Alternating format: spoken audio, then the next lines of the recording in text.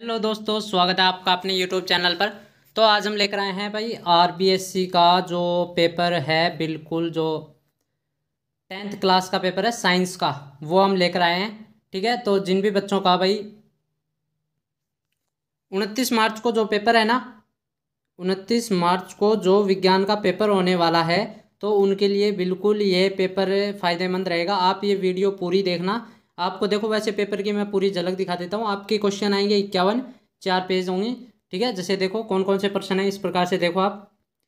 पहला आपका खंड ए आएगा, इसमें ये 1 2 3 ए वाले हैं।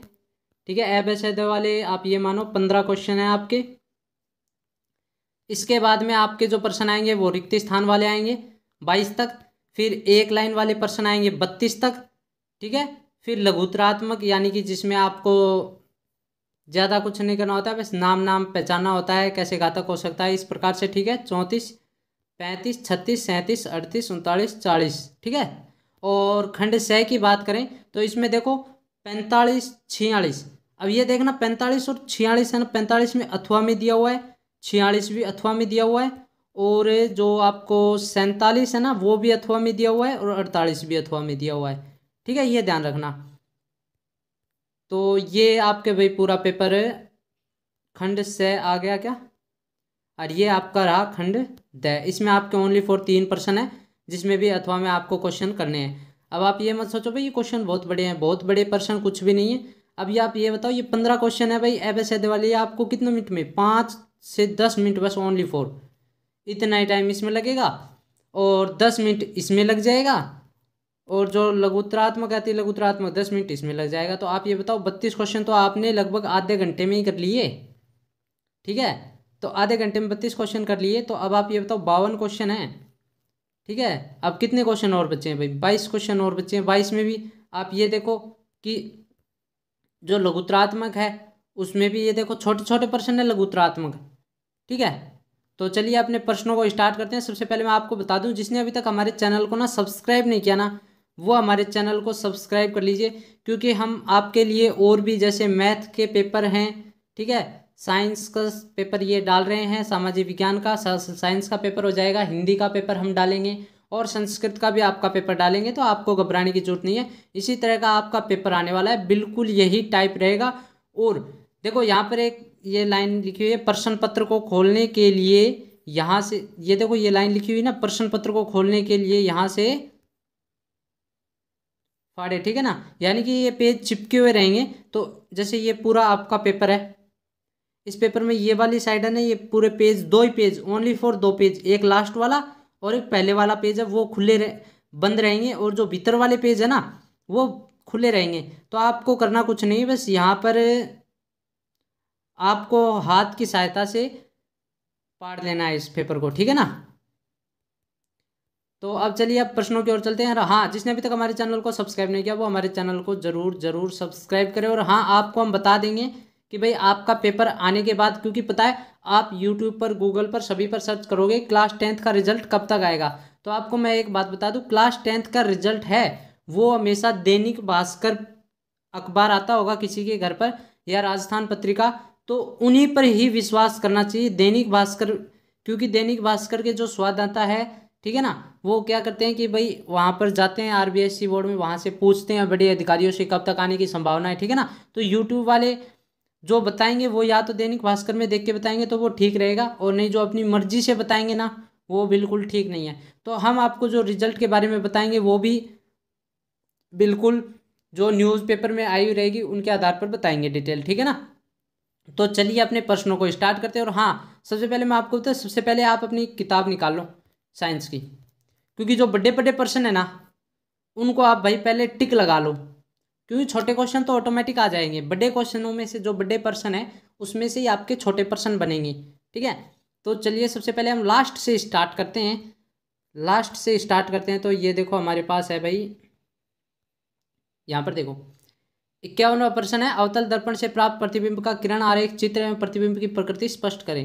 ठीक है, आरेख चित्र बनाना है कि भाई प्रतिबिंब है जो अवतल दर्पण में किस तरह का बनेगा। ठीक है ना, फोकस पर स्थित बिंदु हो, या एफ व ध्रुव के बीच में हो, यानी कि यहाँ पर हो, ठीक है, या फोकस पर स्थित हो, तो ये आपके जैसे ये P है, ये F है, ये इनका मध्य बिंदु है, ये फोकस है। अगर यहाँ पर कोई बिंब खड़ा हो तो मतलब प्रतिबिंब किधर बनेगा, ठीक है ना, ये वाली प्रकृति। और ये जो आपको सूत्र है आरेख चित्र बनाने, प्रकृति भी ध्यान रखनी है, ठीक है ना। प्रकृति का मतलब है उल्टा सीधा, ठीक है ना, ऐसे सीधा बनेगा कि उल्टा बनेगा, आभासी बनेगा कि वास्तविक बनेगा, किस प्रकार का बनेगा वो चित्र आपको बताना है। प्रतिबिंब का मतलब होता है छाया, जो अपने गर्मियों के समय में अपनी छाया बनती है ना, वो वाला प्रतिबिंब। यहाँ पर देखो भाई 50वां क्वेश्चन है, ओम का नियम क्या है, इसके प्रायोगिक सत्यापन के परिपथ का नामांकित चित्र बनाकर वर्णन कीजिए। ठीक है, यानी कि आपको परिपथ का चित्र बनाना है और ओम का नियम आपको बनाना है। ठीक है, यहाँ पर देखो विद्युत परिपथ किसे कहते हैं, किसी परिपथ का प्रतिरोधों के संयोजन का चित्र बनाइए। यानी कि श्रेणी क्रम प्रति, जैसे श्रेणी क्रम का मतलब ये हो गया कि जैसे श्रेणी क्रम प्रतिरोध, तो ये हो गया भाई। ठीक है, और जो अपने बात करेंगे समांतर की, तो समांतर इस तरह से हो जाएगा। ठीक है, ये देखो ये समांतर हो जाएगा, इस तरह से ये समांतर परिपथ हो जाएगा। फिर यदि प्रतिरोध R1 और R2 के श्रेणी क्रम एवं समांतर क्रम संयोजनों का तुल्य प्रतिरोध का सूत्र लिखना है, तो आपको सूत्र लिखने हैं। जैसे ये R1 है और ये R2 है, तो इसमें कौन सा सूत्र लगेगा, और यदि ऐसे हो श्रेणी क्रम में तो R1 और R2 में कौन सा सूत्र लगेगा, ठीक है ना, वो आपको बताना है। फिर नेक्स्ट प्रश्न की ओर चलते हैं। 49वां प्रश्न है, मानवीय वक्राणु का चित्र बनाना है। वक्राणु भाई बहुत मोस्ट इंपॉर्टेंट चित्र है, इस चित्र को मैं आपको लास्ट में दिखाऊंगा। ठीक है, और मानव पाचन तंत्र का भी नामांकित चित्र बनाना है। कुछ भी आप अथवा में लिख सकते हो। आप ये ध्यान रखना, यदि आपको ये तीनों प्रश्न आते हैं तो यही लिखने हैं, यदि अथवा में आते हैं तो ये दोनों करने पड़ेंगे। ये मत समझना कि मुझे ये चित्र बनाना आता है, ये बनाना आता है तो इन दोनों को बना दूं, नहीं, ऐसे नहीं होगा। ठीक है ना, आप हमेशा ध्यान रखना, या तो ऊपर वाले तीनों प्रश्न करो या नीचे वाले 2 प्रश्न है वो करो, हमेशा ध्यान रखिएगा। नेक्स्ट प्रश्न की ओर चलते हैं। 48वां प्रश्न है भाई, पादप भाग में किस हार्मोन की सांद्रता अधिक होती है, तने के प्रोशीर्ष, फलों व बीजों में, और तने की पार्श्व शाखा में। यानी कि हार्मोन की बात कर रहा है कि जो हार्मोन सबसे ज़्यादा है वो तने के प्रोशीर्ष पर कितना होता है, फलों व बीजों में, और तने की पार्श्व शाखाओं में कितना होता है। नेक्स्ट प्रश्न है, यहाँ पर देखो थायराइड ग्रंथि के बारे में हार्मोन का नाम लिखिए। ठीक है, और इसके कार्य बताते हुए आयोडीन तत्व की कमी से होने वाले रोग का नाम लिखिए। कार्य बताना है कि भाई थायराइड ग्रंथि जो हार्मोन है वो कार्य क्या करती है, सिर्फ आपको 2 कार्य लिख देने। नेक्स्ट प्रश्न की ओर चलेंगे। यहाँ पर देखो तारे क्यों टिमटिमाते हैं जबकि ग्रह नहीं टिमटिमाते, कारण स्पष्ट कीजिए। बस ये भाई 3 लाइन का प्रश्न है। ठीक है, ये 3 लाइन का प्रश्न है, और आप देखो 52 प्रश्न है ना, 51 प्रश्न, ये जो 52 प्रश्न है आपके, ये बिल्कुल मोस्ट इंपॉर्टेंट प्रश्न है। और ये ध्यान रखना कि ये 52 प्रश्न आएंगे आपके एग्जाम में, तो आएंगे 100%, कोई नहीं रोकने वाला। ठीक है, तो 52 प्रश्न होते कितने ये बताओ। अब संतति का लिंग निर्धारण कैसे होता है, तो आप ये कैसे लिख दोगे भाई, लिख नहीं सकते क्या, यदि एक्स और एक्स गुणसूत्र मिल जाएंगे तो लड़की हो गई, और यदि एक्स वाई गुणसूत्र होगा तो लड़के हो जाएंगे। बस लाइन 2-2 लाइन के क्वेश्चन है ये। अब इसमें तारे क्यों टिमटिमाते हैं भाई, आपको पता है, जो अपवर्तनांक है या जो वायुमंडल से उनकी रोशनी आती है, तो वो ऐसे अपवर्तनांक के परिवर्तन होता रहता है। ठीक है, परिवर्तन का नियम पढ़ा होगा आपने, अपवर्तनांक का नियम, या ठीक है, वो वाले क्वेश्चन इसमें आते हैं। नेक्स्ट प्रश्न यहाँ पर देखो, अब भाई विस्थापन और द्विविस्थापन अभिक्रिया में अंतर बताइए। विस्थापन का मतलब हो गया कि भाई जैसे फेरस है, यहाँ पर ऑक्सीजन है तो ऑक्सीजन का विस्थापन हुआ है। द्विविस्थापन का मतलब है कि उसमें क्या होगा कि जैसे ये FeSO4 प्लस HCl है, तो अब ये देखो FeCl साथ में आ जाएगा और H2SO4 के साथ में आ जाएगा। तो ये बताओ क्या ये सही है या गलत है, ये बताओ, क्योंकि यहाँ पर देखो दोनों का विस्थापन हो रहा है। यहाँ पर तो देखो ओनली फॉर ऑक्सीजन का ही विस्थापन हो रहा था। ठीक है, तो 2 का विस्थापन होगा, तो अभिक्रिया में क्या अंतर लिखना है, बस आपको दोनों की परिभाषा लिखनी है और एक एक एग्जाम्पल लिखना है, ये आपका अंतर हो गया। ठीक है, नेक्स्ट प्रश्न की बात करें तो ऐसे 2 तरीके सुझाइए जिनमें जैव निम्नीकरण पदार्थ पर्यावरण को प्रभावित करते हैं। अब ये देखो एक एक लाइन के, चुंबक के निकट लाने पर द्विसूचक सुई विक्षेपित क्यों हो जाती है। फिर ये अपवर्तनांक की कांच की प्लेट में प्रवेश करता है, कांच में प्रकाश की चाल क्या होगी। ठीक है, स्तनधारियों तथा पक्षियों में ऑक्सीजन तथा ऑक्सीजन रुधिर को अलग करना क्यों आवश्यक है, ये बताओ भाई। हैं, चुंबकीय क्षेत्र रेखाओं के 4 गुण भाई उत्तर से जो नॉर्थ से साउथ की तरफ जाती है, अंदर सीधी रेखा में जाती है, बाहर ऐसे वर्गाकार होती है, ठीक है ना। ये आपको बता देने, सबसे ज़्यादा जो प्रबल क्षेत्र चुंबकीय का वो ध्रुवों पर होता है, ठीक है।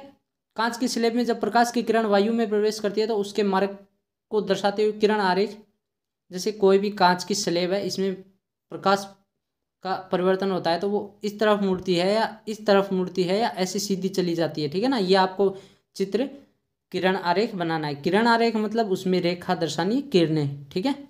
मानव में नर जनन हार्मोन्स का नाम लिखते हुए इसके कार्य बताइए भाई। जैसे हार्मोन टेस्टोस्टेरोन, ठीक है ना, ये जैसे हार्मोन है तो इनका आपको, अब देखो मानव नेत्र का नामांकित चित्र बनाना है। नामांकित का मतलब है उसमें नाम भी आपको अंकित करने हैं।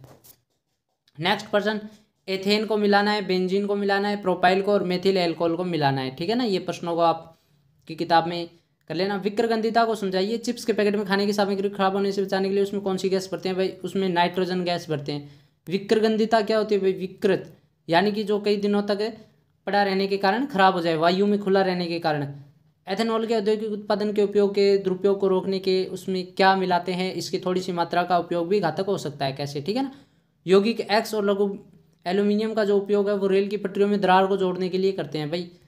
रेल की पटरियों में जो दरारें आ जाती है ना, उनको जोड़ने के लिए करते हैं। उस यौगिक का नाम बताइए। एल्यूमिनियम के साथ में ऐसा कौन सा यौगिक होता है? ठीक है ना। अब चलिए हम अपने पहले प्रश्न से स्टार्ट करते हैं।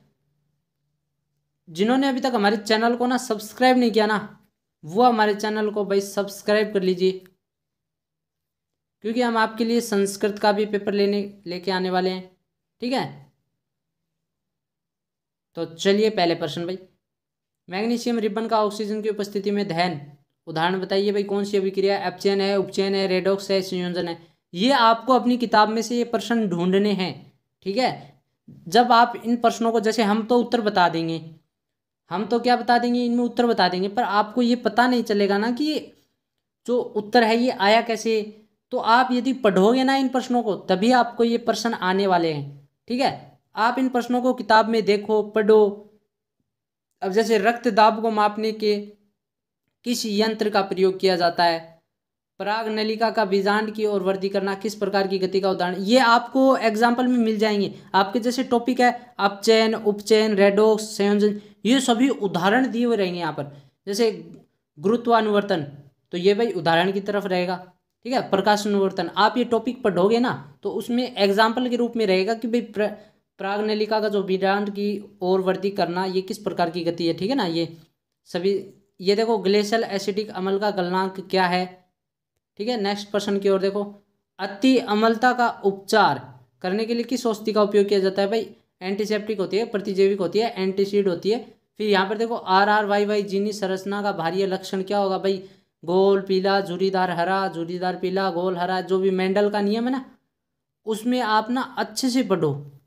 मेंडल के नियम को तो आपको पढ़ना ही पढ़ना है। जो आपके मोस्ट टॉपिक है ना, वो तो आपको पढ़ना ही है।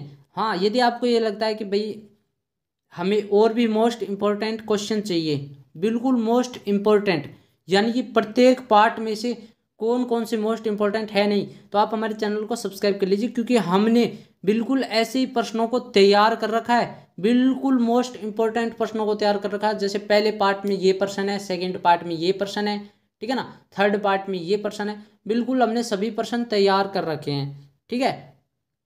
और जो आपके पार्ट नहीं है, जैसे कि आपका ये टॉपिक छोड़ रखा है, तो उसके प्रश्न तो बिल्कुल भी नहीं है इसमें, ये ध्यान रखना। ये देखो एथेन का आणविक सूत्र, फिर चालक तार का प्रतिरोध, दो तंत्रिकाओं कोशिकाओं के मध्य खाली स्थान को क्या कहते हैं, ठीक है। सीसा व टिन की मिश्र धातु। आप इन सबको किसी धारावाही मधुमेह से पीड़ित रोगी के रक्त में शर्करा की मात्रा क्या होती है? बढ़ जाती है, ठीक है। नेक्स्ट प्रश्न की ओर चलते हैं। भारत में प्रत्यावर्ती धारा की आवृत्ति क्या है भाई? 220 हर्ट्ज है, 110 है, या 60 है, 50 है? ये सभी आपको पढ़ने हैं, ठीक है ना। नेक्स्ट प्रश्न, धातु एक कठोर सतह से टकराने पर आवाज उत्पन्न करती है, यह गुण क्या कहलाता है भाई? जैसे यह आघातवर्धनता गुण कहलाता है, ठीक है ना। किसी लेंस की क्षमता उसकी खालिस्तान का व्युत्क्रम होती है। लेंस की क्षमता किसके व्युत्क्रम होती है? जैसे ये डायोप्टर है, ये फोकस है, जो भी लेंस की क्षमता होती है ना, वो किसके व्युत्क्रम होती है, वो आपको बताना है। जीवाणु कुवक मृत अवशेषों का खालिस्तान करते हैं, क्या करते हैं भाई? कठोर जल को मृदु जल बनाने के लिए उसमें कौन सा यौगिक प्रयुक्त करते हैं? वोल्ट मीटर परिपथ में खालिस्तान क्रम में संयोजित होता है। लाल रुधिर कणिकाओं को विनाश किस में होता है भाई, जैसे लाल रुधिर कणिकाओं का विनाश खालिस्तान में होता है, ठीक है। परितंत्र में सूर्य का प्रकाश एक खालिस्तान घटक है। फिर यहाँ पर ये देखो, सिरका में उत्सर्जन तंत्र, ग्रेफाइड, प्लाज्मोडियम, वक्रता त्रिज्या, विरंजक चूर्ण, यूएनईपी, लेंस का विद्युत चुंबकीय बीच संबंध की खोज, ब्यूटेनोइक अम्ल, ठीक है। ये आपके क्वेश्चन हो गए। इन क्वेश्चनों को आप भाई अपनी किताब में देखना, आपकी किताब में ढूंढना। देखो यहाँ पर मैं प्रश्न इसलिए बता रहा हूँ कि यदि मैं इनके उत्तर बताने बैठ गया ना, तो आप ये बताओ आपके लिए ये 3 घंटे में पेपर सॉल्व होता है। 3.5 घंटे मान के चलो, 3.5 घंटे का आपका ये पेपर होता है ना। तो हमारी वीडियो भाई 3.5 घंटे की बन जाती। अब यदि मैं उन प्रश्नों को लिखता बोलता तो वो लगभग 4 घंटे की वीडियो बन जाती। इससे अच्छा है कि आप उन प्रश्नों को खुद पढ़ो, ठीक है। यूट्यूब पर देखने से क्या होगा, आपको 10-15 मिनट तो फ़ोन देखने को मिलता है, ठीक है। उस 10-15 मिनट में आप क्वेश्चन देख लेते हो। तो आप इन प्रश्नों को खुद करो, खुद लिख कर देखो कि भाई उत्सर्जन तंत्र क्या है, मानव नेत्र क्या है। और हाँ, मैं बिल्कुल मोस्ट इंपॉर्टेंट पर्सन यहाँ पर लाता रहूँगा। और आप हमारे चैनल को सब्सक्राइब कर लीजिए, ठीक है। ये पर्सन हो गए हैं। तो अब के लिए धन्यवाद, मिलते हैं अपनी नेक्स्ट वीडियो में।